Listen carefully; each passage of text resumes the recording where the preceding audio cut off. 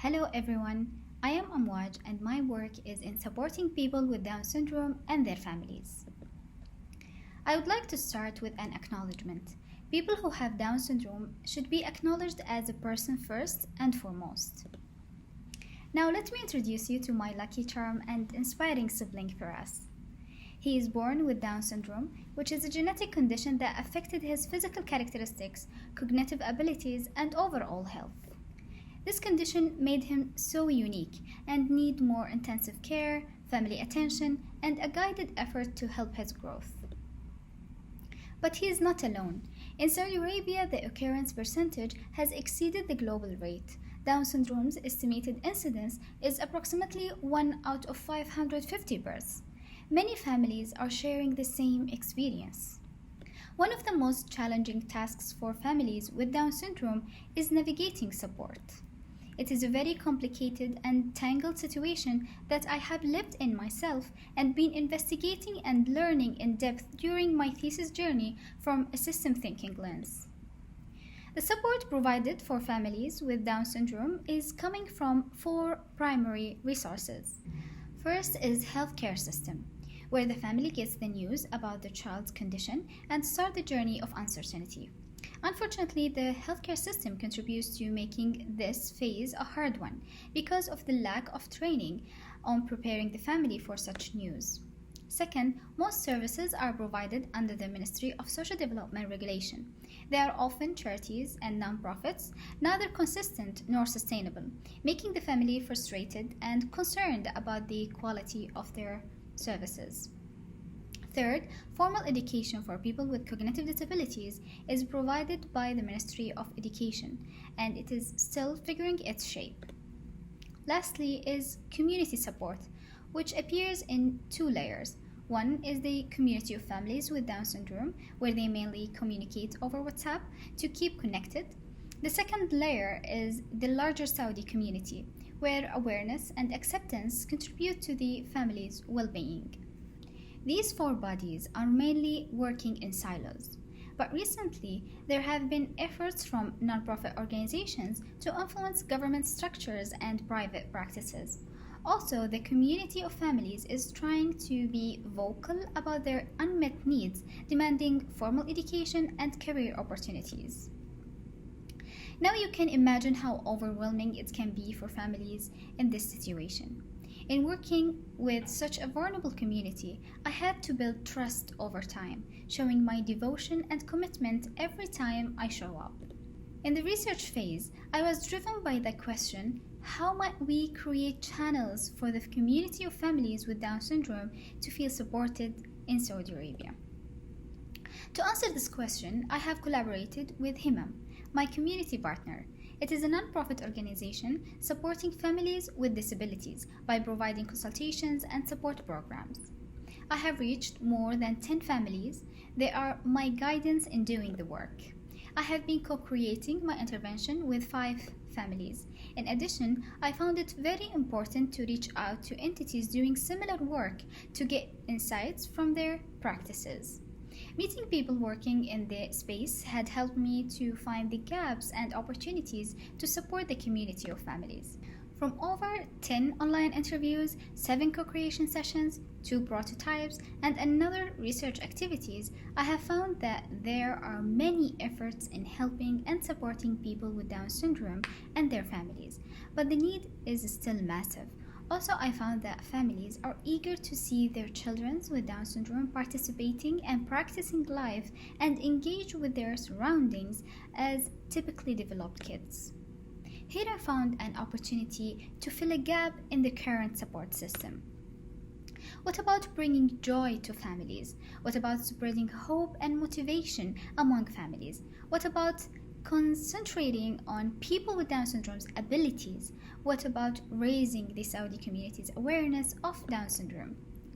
These will lead to families feeling supported, proud, and eager to foster the children's growth, which will help the manifestation of my theory of change greater goal to increase the integration of children with Down syndrome with the society in Saudi Arabia. So here is my intervention, kind. Kind translated in Arabic, طيب, which also means I am very well. It is a platform that creates a culture of celebrating people with Down syndrome's abilities through the arts. It provides diverse art programs, workshops, and engaging online activities and challenges that show the local Saudi community how awesome and creative people with Down syndrome can be.